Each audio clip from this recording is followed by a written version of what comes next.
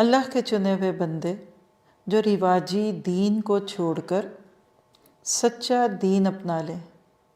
آج ہمارا انڈو پاک کا دین رواجی ہے، رسمی دین ہے، ماں باپ کے طور طریقوں کو دین سمجھتے ہیں، اور آج تک نہیں پتہ کہ مخلص اور مخلص کا فرق کیا ہے۔ اور مخلص کون ہوتے ہیں؟ جو اللہ کے بھیجے ہوئے رسول کے ساتھی بن جائیں۔ اللہ کے نبی کے دور میں تو وہ صحابی تھے، آج وہ کون ہے؟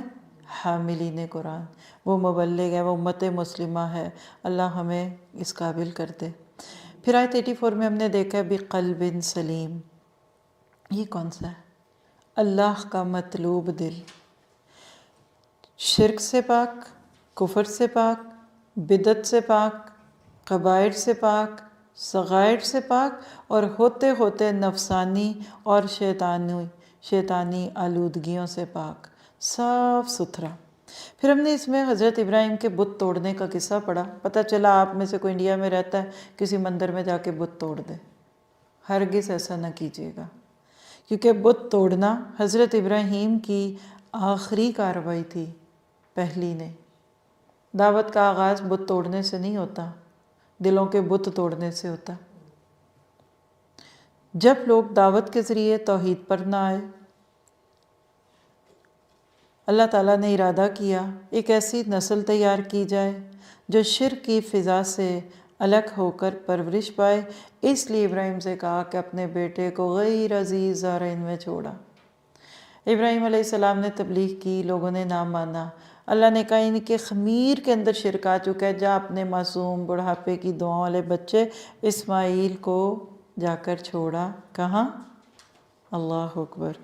وہ کون سی چیز سے؟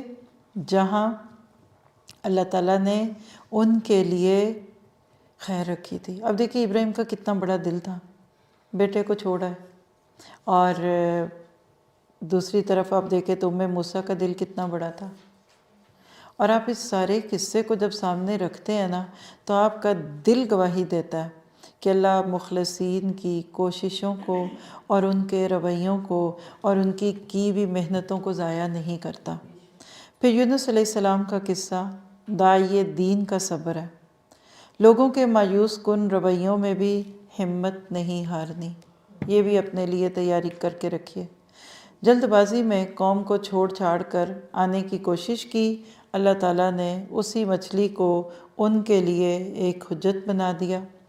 تو لہٰذا لوگوں کے مایوس کن رویوں میں بھی ہمت نہیں ہارنی، اور مرنے کے بعد دنیا میں ذکر خیر رہنا اللہ کی رحمت ہے۔ کیا ہم اپنے بارے میں اس کا گمان کرتے ہیں؟ ہمارے مرنے کے بعد ہمارا ذکر خیر ہوگا؟ کیا ہم اس کی دعا تو کرتے ہیں؟ کیا ہمیں اس کی امید ہے؟ دعا کیجیے اپنے لیے، اللہ تعالیٰ ہمیں وہ اخلاص دے کہ جس کے بعد ہم بہترین طریقے سے اپنی زندگیوں کو گزار کر جائیں۔ آپ دیکھیے کہ یہ ہماری جیسے انسان تھے، اولادوں والے، خاندانوں والے، فیملیز والے تھے۔ جو ایمان اور اطاعت میں زیادہ ہوگا وہ اللہ تعالیٰ کا اتنا ہی مقرب ہوگا۔ فیتھ ان ایکشن، اللہ کے پیغام کی دعوت صبر اور تحمل سے دینی ہے، ایسی زندگی گزارنی ہے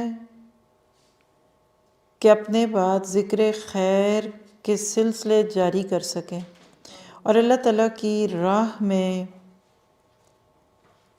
آنے والی مصیبتوں میں اللہ ہی سے مدد مانگنی ہے۔